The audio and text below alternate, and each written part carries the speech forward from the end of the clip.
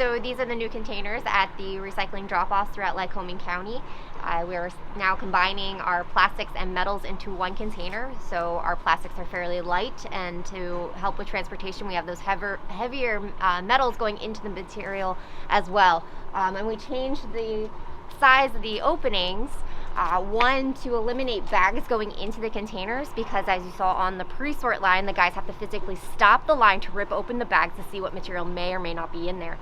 Sometimes it's just straight garbage. Sometimes there are contaminants that could be hazardous to the employees. Also, if it does not fit into the container, it's not recyclable at our facility. There's a lot of plastics out there that are recyclable, but they're not all recyclable in this region. Recycling is very regionalized, so if we don't have a market, we can't collect the material if we have nowhere for it to go. There's a lot of people wanting to recycle lawn material, like swimming pools or swimming pool liners, anything that may or may not be is plastic. There's Tupperware containers that we've seen come in. Those are different type of plastics than your household water bottles, laundry detergent containers. So we're looking at just very simple plastics 1s and 2s going into these containers. The number on the bottom with the chasing arrows around it, that indicates the type of plastic that it is. So if it has a 1 or 2, more than likely it would be recyclable at our facility. There are some plastics that will have that number that's not recyclable here. So a good measure, if it doesn't fit, it's not recyclable at our facility. There's a lot of other programs that you can mail in these type of plastics. Again, there's a cost to recycling. There's a cost if you want to recycle those type of materials. And we don't want the bags. Again, they wrap up in our material. Guys have to rip them open. It's people working on the line. It's a county-run facility. We're trying to maintain our sustainable facility for everyone. It is free at the moment for residents to use.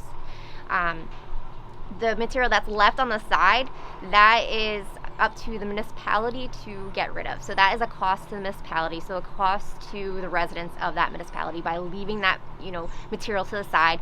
It's illegal dumping. It's not meant to be there. And I call it wishful recycling. It's also being called wish recycling. There's a lot of people out there that want it to be recyclable. So if they put it in there, maybe it'll be recycled. Well, that's actually causing more harm than good. Well, we won't go weirdest, but we get a lot of diapers coming in, and they're not recyclable. And we're not just talking children diapers. We have adult diapers coming in. It's disgusting. Again, people on the line have to physically touch that to pull it off. Yes, they have the gloves, but it's the yuck factor. So it's no waste. And any food waste also is a contaminant. So try to clean out the container as best as possible. So if you're at the recycling container and you're trying to put things in here and it's dumping back at you, maybe it's not clean enough. And I wish everything could be recyclable, economically available and sustainable, but it's not the case, and it's unfortunate we have so much material that's plastic out there. It's better to, what's the 3 R's? Reduce, reuse, recycle. So you should be looking at how can we reduce? Can we buy in bulk? Can we reuse some items? Some of this stuff like kitty litter buckets, you're spending that time going and purchasing these kitty litter buckets. Find a use for it. I mean, it's great for other materials. You already have a bucket. Some people are actually looking for that for like their dog waste or composting or something like that.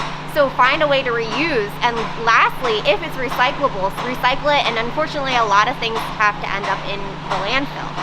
Our society is very throwaway, one-time use, and it's very unfortunate.